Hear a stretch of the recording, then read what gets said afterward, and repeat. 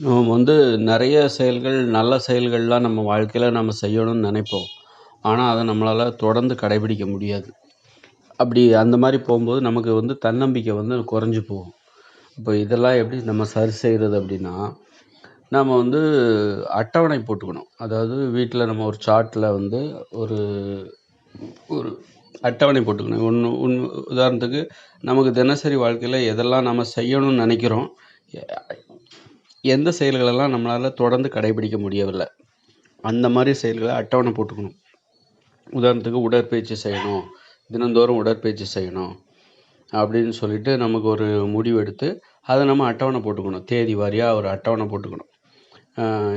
1ஆம் தேதியிலேருந்து இப்போ வந்து ஜனவரி 1ஆம் தேதியிலேருந்து நம்ம தொடங்குறோம் அப்படின்னா, ஜனவரி 1ன்னு போட்டு ஜனவரி 2, ஜனவரி 3 அப்படின்னு சொல்லிட்டு ஒரு வரிசையாக போட்டு, அதுக்கு கீழே ஜனவரி 1ல் வந்து 1, ஜனவரி 2லேருந்து 2 அப்படின்னு போட்டுக்கணும். எப்படின்னா, ஜனவரி 1ஆம் தேதி நம்ம உடற்பயிற்சி செஞ்சால் நம்ம 1ன்னு போட்டுக்கணும். ஜனவரி 1ஆம் தேதி கீழே 1ன்னு போட்டுக்கணும். 2ஆம் தேதியும் உடற்பயிற்சி செஞ்சால் ஜனவரி 2ஆம் தேதி அதுக்கு கீழே வந்து 2ன்னு போட்டுக்கணும். அப்போ 2 நாள் நம்ம வந்து உடற்பயிற்சி செஞ்சுருக்கோம், தொடர்ந்து செஞ்சுருக்கோம். இதில் வந்து தொடர்ந்து செய்வது தான், அதற்காக தான் இந்த அட்டவணையை நம்ம போடுறோம். அப்புறம் ஜனவரி 3ஆம் தேதியும் நம்ம வந்து உடற்பயிற்சி செஞ்சோம்னா ஜனவரி 3ங்கிறதுக்கு அடியில் வந்து 3ன்னு போட்டுக்கணும். அப்புறம் ஜனவரி 4, இப்படி நம்ம ஒரு நாள் விடாமல் எத்தனை நாள் நம்ம தொடர்ந்து அந்த வேலையை செய்கிறோம், உடற்பயிற்சி செய்கின்ற வேலையை நம்ம செய்கிறோம்.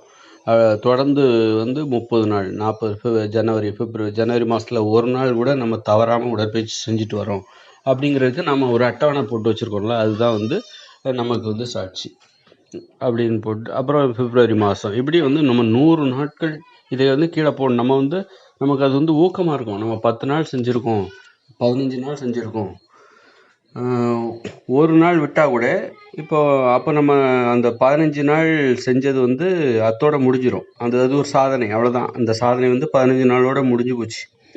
அப்போ 16ஆம் நாள் நம்ம செய்யலைன்னா, அந்த ஒரு நாள் நம்ம செய்யலைன்னா அந்த 15 நாளுக்குள்ள வேல்யூவே போயிடும். அதனால் அந்த முக்கியத்துவமே போயிடும். 15 நாள் நம்ம கஷ்டப்பட்டதே போயிடும். அப்புறம் வந்து 16ஆவது நாள் அப்படி. அதனால் ஒரு நாள் கூட விடாமல் அந்த உடற்பயிற்சி செய்கிற வேலையை செஞ்சுட்டு அதை வந்து குறிச்சிக்கிட்டே வரணும். ஒரு சோகத்தில் நம்ம ஒரு சார்ட் ஒட்டி அதில் வந்து ஜனவரி 1, 2, 3, 30 வரைக்கும் போட்டு, அப்புறம் வந்து பிப்ரவரி, இப்படி நம்ம தொடர்ந்துக்கிட்டே வரணும். இப்படி நம்ம 50 நாள் தொடர்ச்சியாக ஒரு நாள் விடாமல் நம்ம உடற்பயிற்சி செஞ்சுக்கிட்டே வரோம் அப்படின்னா, அப்புறம் 51ஆம் நாள், 52ஆம் நாள் அந்த எண்ணிக்கை அது கூடிக்கிட்டே போகணும். ஒரு நாள் விடாமல் நம்ம உடற்பயிற்சி செஞ்சுக்கிட்டே வரணும். அப்போ 100 நாள் அப்படிலாம் வரும். அப்போ 100 நாள் நம்ம செஞ்சுட்டோம். அடுத்து 101ஆம் நாள் இந்த எண்ணிக்கை வந்து, ஏன்னா ஒரு நாள் விட்டால் கூட திரும்ப அதே சாதனையை நம்ம முறியடிக்கணும்னா திரும்ப 1லேருந்து நம்ம துவங்க வேண்டியிருக்கும். அதனால் வந்து ஒரு நாள் விட்டால் அதோட வேல்யூ வந்து ஒரு 100 நாட்களுக்கு நாம் கொடுத்த அந்த முக்கியத்துவம், நம்ம கொடுத்த அந்த சிரமம், சிரத்தை, அது எல்லாமே வந்து வீணாக போயிடும். அதனால் வந்து நம்ம இப்போ வந்து சிலர் சொல்லுவாங்க, உடற்பயிற்சி வந்து 3 நாள் செஞ்சுட்டு ஒரு நாள் நம்ம ரெஸ்ட் எடுக்கணும் அப்படின்னு சொல்லுவாங்க. ஆமாம், அது ஏற்றுக்க வேண்டியதை. உடம்பு அப்போ தான் ரெக்கவரி ஆகும் அப்படின்லாம் சொல்லுவாங்க. அதையும் நம்ம எடுத்துகிட்டு அப்போ வந்து என்றைக்கு நம்ம ரெஸ்ட் எடுக்கணுமோ அன்றைக்கி வந்து ரொம்ப எளிதான உடற்பயிற்சிகளை செஞ்சுட்டு நம்ம வந்து இன்றைக்கும் உடற்பயிற்சி செஞ்சோம் அப்படிங்கிறத அங்கே குறிச்சிடணும். நம்ம ஒரு சோகத்தில் ஒட்டிருக்கோம்ல ஒரு சார்ட்டு, அதில் வந்து குறிச்சிடணும். அப்போ எல்லா நாட்களும் உடற்பயிற்சி செஞ்சுருக்கோம். ஆனால் என்றைக்கெல்லாம் நம்ம உடற்பயிற்சியை வந்து நம்ம விடுமுறை விட்டு உடலுக்கு ஓய்வு கொடுக்க நினைக்கிறோமோ அன்றைக்கி ஒரு எளிதான உடற்பயிற்சிகளை செஞ்சு அன்றைக்கும் நம்ம செஞ்சோம் அப்படிங்கிறத பதிவு செஞ்சிடணும். இப்படி 100 நாள், 200 நாள், 300 நாள் அந்த எண்ணிக்கை தொடர்ந்து நம்ம 200 நாள் செஞ்சுருக்கோம், தொடர்ந்து நம்ம 300 நாள் வந்து உடற்பயிற்சி செஞ்சுருக்கோம். ஏன்னா ஒரு நாளில் வந்து நமக்கு ரொம்ப கஷ்டமாக இருக்கும். இன்றைக்கி விட்டுறலாமான்னு தோணும். அப்படின்னா அந்த தொடர்ச்சி விட்டு போயிடுமே. 60 நாள் செஞ்சுருப்போம், 61ஆம் நாள் அன்றைக்கி ஏதோ வந்து நமக்கு வந்து சோம்பலாக இருக்கும், மனசு ஒரு மாதிரியாக இருக்கும். எல்லா வித மனநிலையும் கடந்து நம்ம ஒரு பழக்கத்தை கடைபிடிக்கிறோம். நமக்கு எல்லா நாளும் ஒரே நாள் மகிழ்ச்சியாக இருக்காது, உற்சாகமாக இருக்காது. சில நாட்கள் கவலையாக இருக்கும், சில நாட்கள் சோம்பலாக இருக்கும், சில நாட்கள் வந்து நமக்கு நேரமே கிடைக்காம போகும். அப்போ எல்லா நெருக்கடிகளையும் கடந்து ஒரு செயலை நம்ம தொடர்ந்து கடைபிடிப்பதற்கு நாம் நம்மளை பழக்கப்படுத்துகிறோம். அதுதான் தன்னம்பிக்கைங்கிறது. இதில் தான் நமக்கு ஏன்னா நம்ம ஒரு செயலை தொடர்ந்து செய்ய முடியாமல் போகிறதுக்கு நமக்கு நிறைய காரணங்கள் இருக்கும். இன்றைக்கி வேண்டாம், இன்றைக்கி நமக்கு வந்து மனசு கவலையாக இருக்குது, அதனால் இந்த வேலையை இன்றைக்கி செய்ய வேண்டாம். அது மாதிரி இன்றைக்கி நமக்கு நேரமே கிடைக்கல, அதனால நம்ம இந்த வேலையை செய்ய வேண்டாம் அப்படி நம்ம ஏதோ ஒரு காரணம் சொல்லி தான் நம்ம செய்ய வேண்டிய வேலைகளை நம்ம செய்யாமல் போயிடுவோம். அப்போ இந்த காரணங்களெல்லாம் கூறாமல் காரணம் சொல்லக்கூடாது.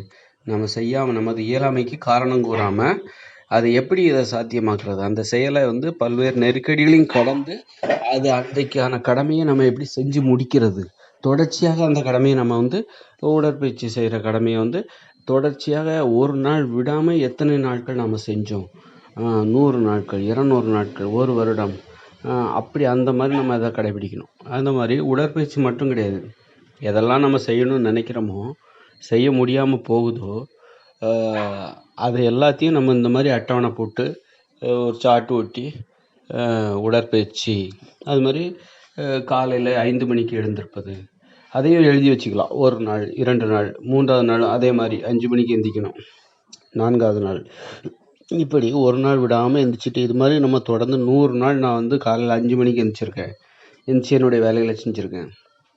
இதை வந்து அட்டவணைப்படுத்திக்கிட்டே வரணும். ஏன்னா நம்ம என்னைக்கு ஆரம்பித்தோம், இன்னைக்கோட எத்தனாவது நாள் ஆகுது, ஒரு நல்ல பழக்கத்தை என்னைக்கு ஆரம்பித்தோம், இன்னையோட எத்தனாவது நாள் ஆகுது அப்படிங்கிற அந்த அந்த கணக்கு தெரிஞ்சதுன்னா நமக்கு அந்த பழக்கத்தை கடைபிடிக்கிறது ஊக்கமாக இருக்கும்.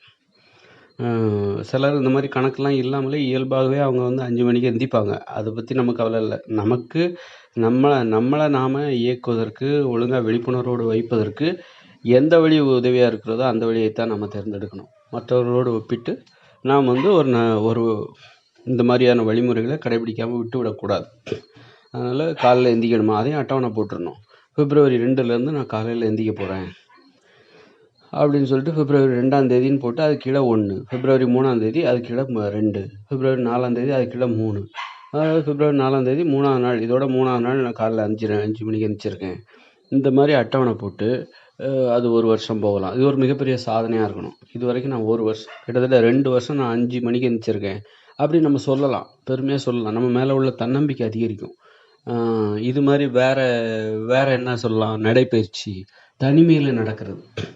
தனிமையில் நடக்கும்போது நமது மனசு ஒரு சுதந்திரமாக, அதாவது தனிமையில் பாட்டு கேட்டே நடந்து போகக்கூடாது, ஹெட்ஃபோன் போட்டு அது சினிமா பாட்டு கேட்டே நடந்து போகக்கூடாது. தனிமையில் நடக்கணும். கும்பலாக கூட்டமாக நடந்து போகக்கூடாதுன்னு சொல்லக்கூடாது.